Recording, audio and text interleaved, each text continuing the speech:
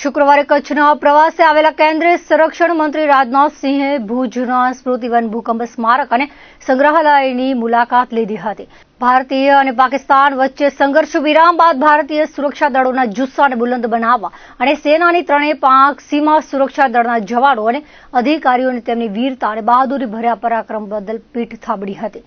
કચ્છની મુલાકાતે આવેલા કેન્દ્રીય સંરક્ષણ મંત્રી ભુજના ભૂકંપના ભોગગ્રસ્તોની સ્મૃતિને કાયમ રાખવા બનેલા સ્મૃતિવન અર્થક્વેક મ્યુઝિયમની પણ મુલાકાત લીધી હતી.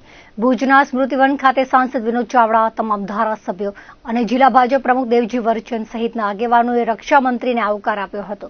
આ તકે તેમણે ભુજના સ્મૃતિવનને વિનાશ પર વિકાસની સાફલ્ય ગાથાનું દ્રષ્ટાંત ગણાવ્યું હતું.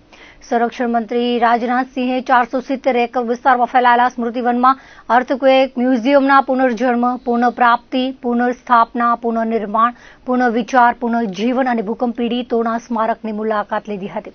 કચ્છમાં 26મી જાન્યુઆરી 2001ના આવેલા ગુજારા ભૂકંપમાં 12,932 લોકોએ જીવ ગુમાવ્યા હતા.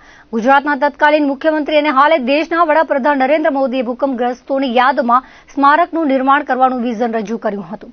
28 ઓગસ્ટ 2022ના વડાપ્રધાન મોદીએ આ સ્મારકનું લોકાર્પણ કર્યું હતું. કેન્દ્રીય સંરક્ષણ મંત્રી રાજનાથસિંહ સ્મૃતિવનના તમામ વિભાગોની મુલાકાત લીધી હતી. યુનેસ્કો દ્વારા વર્ષ 2024માં પ્રિક્સ વર્સેલ્સનું વર્લ્ડ ટાઇટલ મેળવનાર સ્મૃતિવનને નિહાળી સંરક્ષણ મંત્રી રાજનાથસિંહ ભાવીભોર થયા હતા.